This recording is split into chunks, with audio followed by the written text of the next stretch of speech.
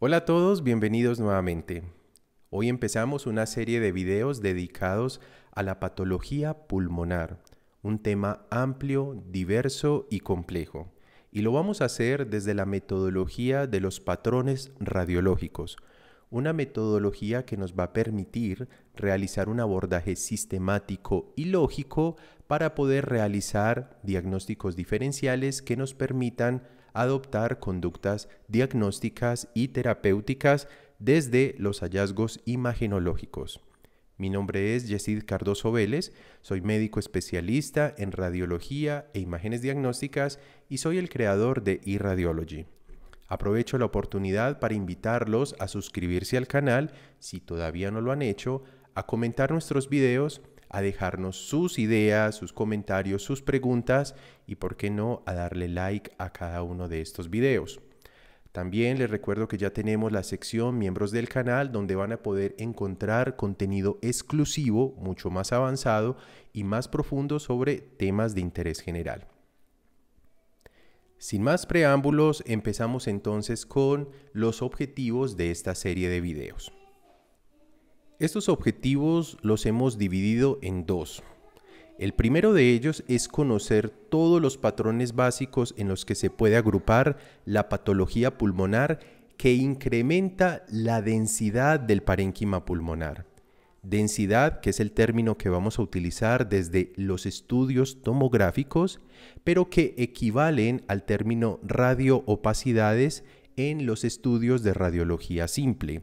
Es decir, son dos términos que son sinónimos, pero que van a depender del tipo de estudio que estemos analizando. Y el otro objetivo es el opuesto, conocer todos los patrones básicos en los que se puede agrupar la patología que hace todo lo contrario, es decir, que disminuye la densidad del parénquima pulmonar, lo cual densidad igual a tomografía, pero que su equivalencia para la radiología simple son las radiolucencias. Es decir, toda la patología pulmonar podríamos agruparla teóricamente en dos extremos.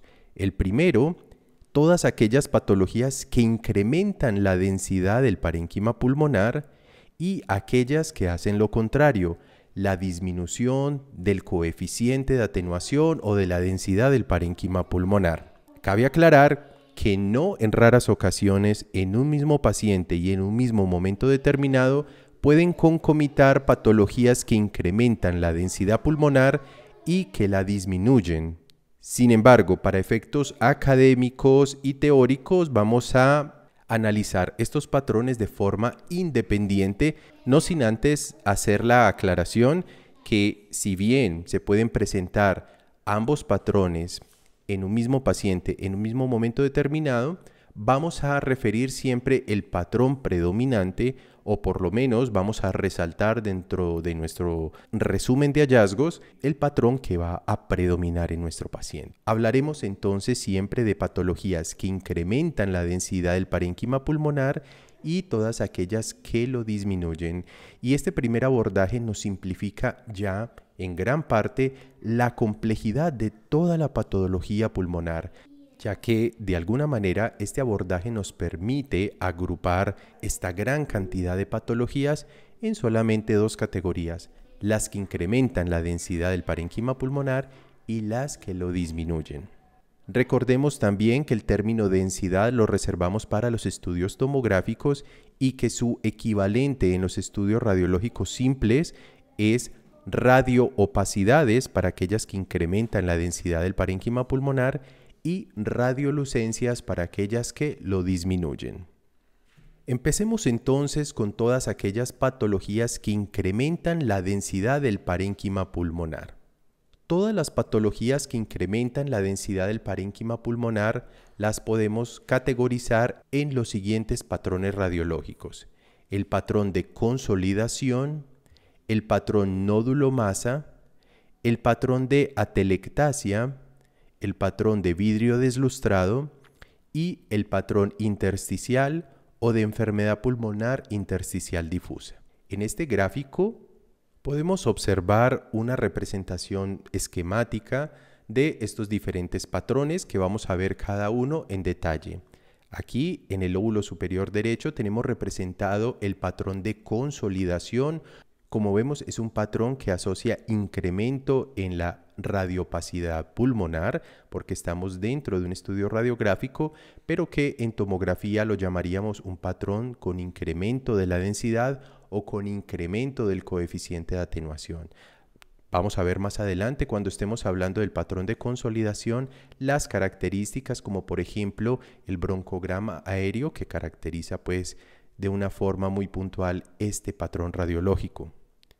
El otro patrón con incremento de la radiopacidad del parénquima pulmonar es el patrón nódulo-masa. Vamos a hablar de este patrón en detalle y vamos a mencionar en ese momento el punto de corte en el tamaño para definir entre un nódulo y una masa. El otro patrón que vamos a encontrar en las enfermedades que incrementan la densidad del parénquima pulmonar es el patrón de atelectasia, un patrón donde hay incremento del coeficiente de atenuación, pero no vamos a encontrar el broncograma aéreo como una de sus características principales y en donde vamos a ver cambios por pérdida de volumen. El otro patrón que hace parte de este grupo es el de vidrio deslustrado. Es un patrón radiológico donde hay un incremento del coeficiente de atenuación, pero en el que podemos seguir observando los vasos pulmonares. Hablaremos de este patrón en detalle cuando lleguemos a esta sección. Y finalmente el patrón intersticial que estamos representando aquí como este patrón reticular o de enfermedad intersticial difusa, un tema amplio y complejo, pero que hace parte de las patologías que incrementan la densidad del parénquima pulmonar. Entonces, hagamos un breve resumen para ir terminando este primer video. Todas las enfermedades pulmonares podrían agruparse desde el punto de vista teórico en dos grandes categorías: las enfermedades que incrementan la densidad del parénquima pulmonar y las enfermedades que lo disminuyen. A su vez, la densidad del parénquima pulmonar puede manifestarse desde varios patrones radiológicos, en total 5 para efectos de esta presentación, que son los siguientes: el patrón de consolidación, el patrón nódulo-masa, el patrón de atelectasia, el patrón de vidrio deslustrado y el patrón intersticial o de enfermedad intersticial difusa.